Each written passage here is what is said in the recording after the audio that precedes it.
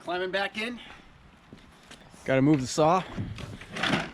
We can get in the fort. Why are you calling it a fort?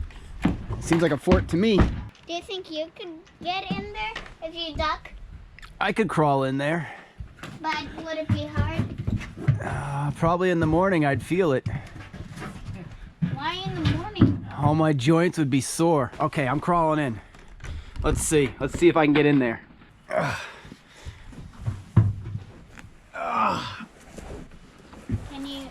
Can you feel it? Yep.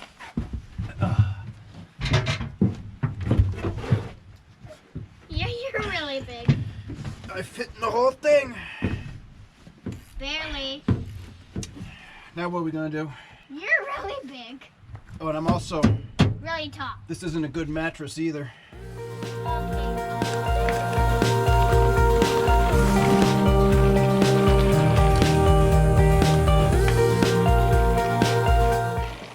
You're gonna learn pretty quick.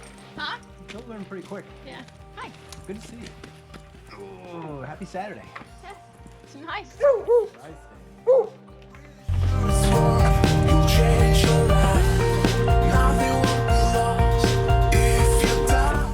Oh, that's a big tree that came down.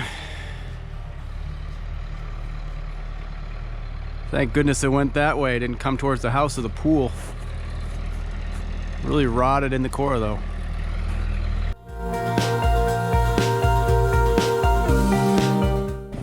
What do you think? That's the big tree. Yeah.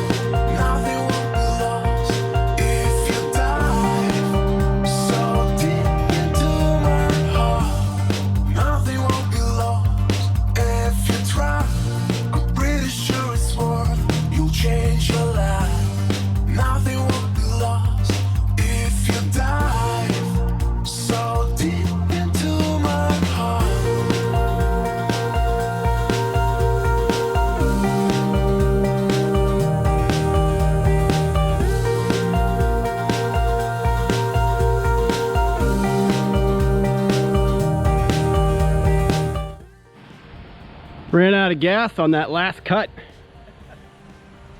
That thing drinks gas. I mean, that was a lot of cutting. I filled it before we started this tree. Look at how rotted that was in the middle. That was a heck of a tree that came down.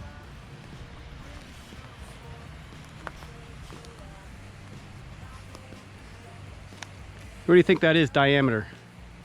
Good. I measured it. It's right around 36. I was gonna say, it definitely looks, yeah. Well, all right, now the quince can get back to growing. Yeah.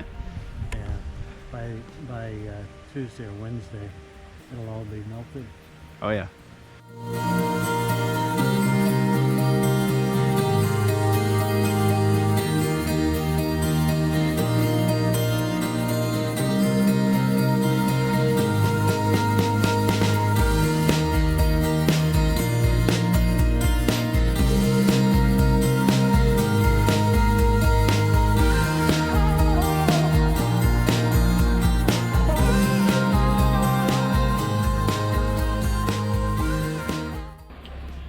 All right, so it's Saturday morning, March 20th or so, and we've gotten all the motor back together, except now we've got to flip it over. We've got to go to the stator side, and we have to redo a little work on our final drive gear because I neglected to put in some shims.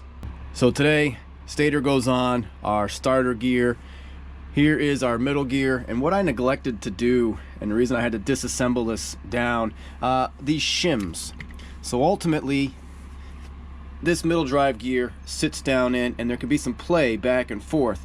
So all these shims stack up around this drive gear to hold it out or in, hold it at a precise location so we get a nice tight mesh here. So I've got to get these shims all stacked up. There's about 5 or 6 of them. They're different sizes, but and once I have those right, we'll have a nice tight mesh here, and then we'll crank this back down and we'll move back over to this side.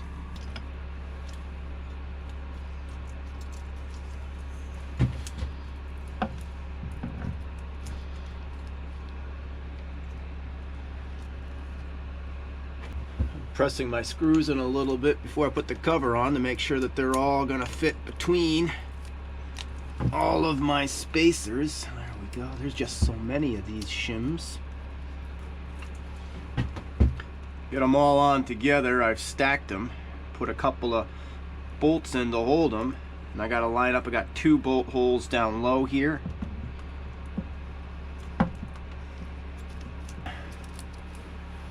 Alright, a little bit of a pain, but there we go. Now we can drop the cover on. Reaching in with a little screwdriver to make sure everything's aligning as it should.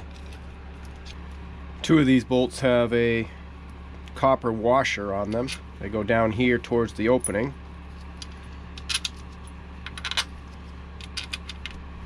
Alright, let's spin around to this assembly. Don't forget this bearing sits down on.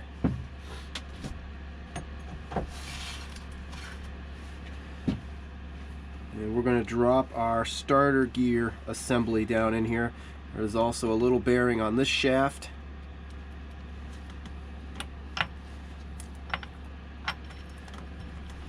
That sets right down in, meshes up with the starter gear.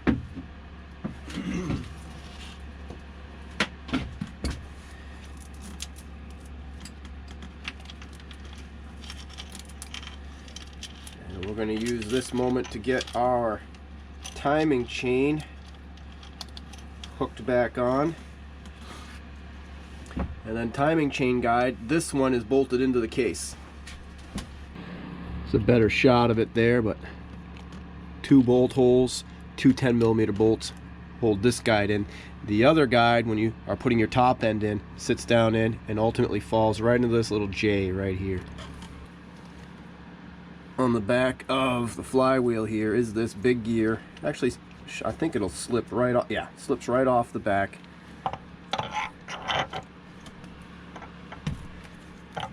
And this is what's going to sit down on that bearing that's on the crankshaft.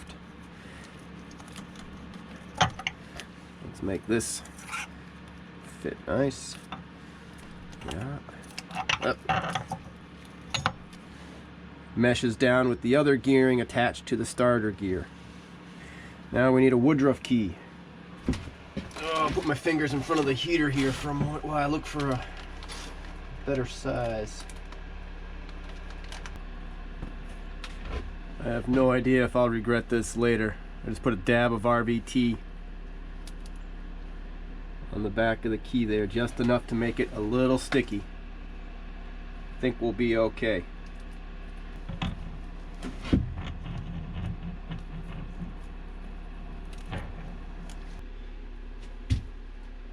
Absolutely gonna have to press that on.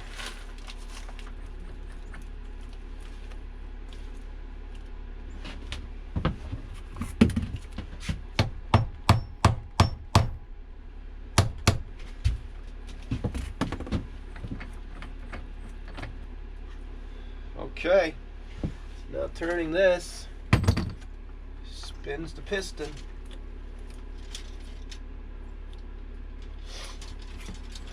A little bit at a time. What I'm going to do now is I'm actually going to turn it on its side and do the top end, because it's going to be easy for me to see top dead center with the side off here. So it's going to reset up. Typically there is a top and a bottom on a piston. There's a part number in here. IYW00 Yamaha. I'm not seeing a lot of indicators. These aren't symmetrical. One's much bigger, one's smaller.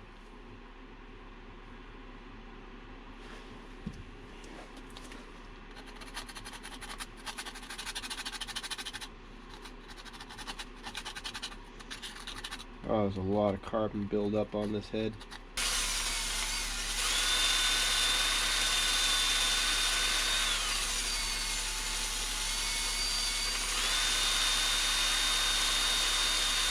Alright, took the buffing wheel and got a lot of the burned off carbon on, but I can now at least see the arrow. The arrow points towards the exhaust. Glad I looked at that, because I would have done that backwards. So, alright, exhaust side, intake side. So, cleaned up the top here. The metal gasket sits on the upper part of the sleeve, and the paper gasket will sit on the lower part, down here on the head. And we've cleaned up here around our chain tension. There's a gasket. The other one to pay attention to is there around here. This is an oil feeder up. There is a gasket in here and a gasket on this side. And at very least, make sure these are in good working order before I put this back together. I am noticing I have a little bit of gasket residue down here I need to clean up. And this is a little touchy to do because I am right up against a rubber gasket. And I do not want to drop pieces down in the lower part of the case now. I do not want to disassemble that again. So I'm going to leave this gasket. Happy with that. I'm going to slip this paper gasket on down.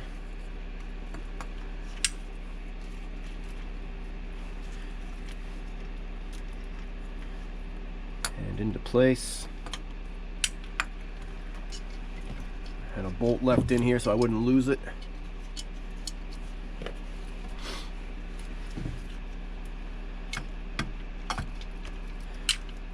And let's first see what it's going to take to compress these rings enough to get on here. I think I can do this by hand.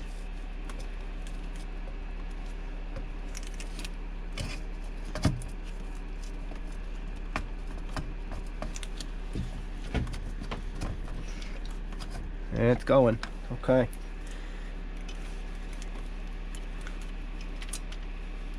Let's feed up our timing chain and our guide.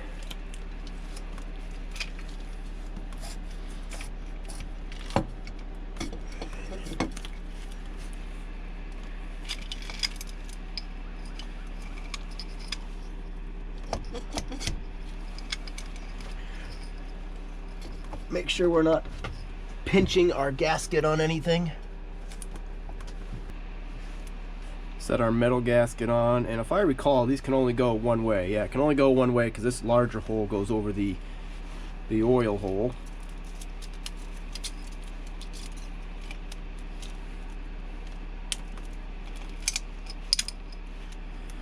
There we go. At this point, I'm going to slide my other rail down in. Doesn't matter which end goes in, but as I showed before, this bottom end's going to sit down right in the crook of that J, and actually I can see that with the cover off on the stator.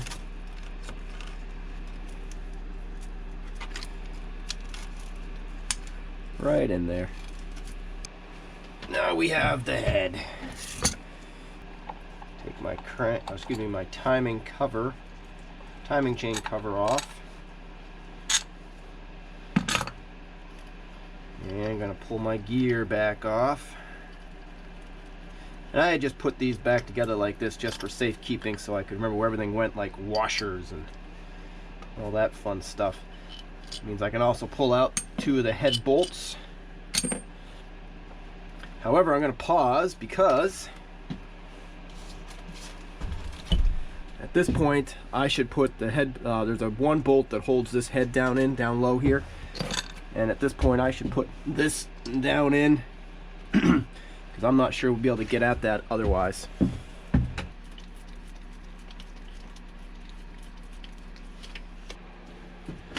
You know, these studs are a little beat up here for the exhaust, but there's plenty of thread. I'm leaving them. So I haven't done anything around the valves. No work there. We don't know what the compression is in this. So I can see air through this valve. This might be a surprise we have to deal with. That might actually be a bent valve. The exhaust valve, I don't think I'll be able to show it on camera, but around here I have daylight through. Absolutely zero compression going to be coming out of that. Alright, this looks like a pivot in the project here, but going to be important because we're not going to run without any compression. So start taking a look. Do we need to order valves? Do we need a head? I didn't break these out before.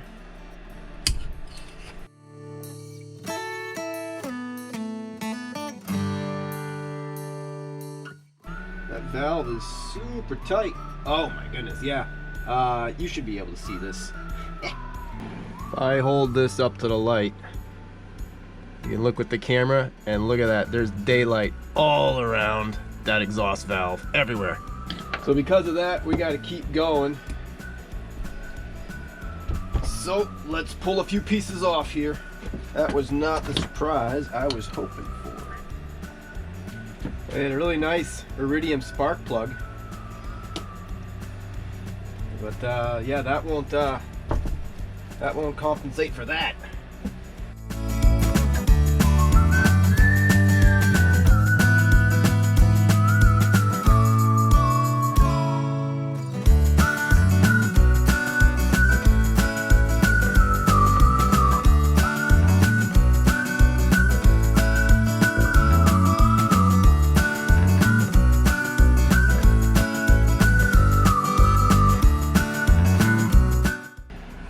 So here's what we've got to do to get the valve tool in to be able to press on the valve, compress the spring. I've got to take the rocker arms. I've got to be able to loosen and spin back. The rocker arms are held on by two bolts that are really kind of pressed in here. One here, one here. If I recall correctly, it's a 6mm and a 6mm. So to get at them, I have two options here. Take off this retaining plate and try to pull off the the lifter lobes up through the center here, which would be more ideal, or pull each of these individually. This will be less work, so if I can do this, then those rockers can fall out of, they can give the clearance that I need to get the tool in. So we're going to pull this, and then we're going to get a plate. We'll sit across here, and then we're going to try to get a bolt. If I have a big enough bolt, I think that's going to be an M10, M6 down here, M10 here, and pull up. So we'll see.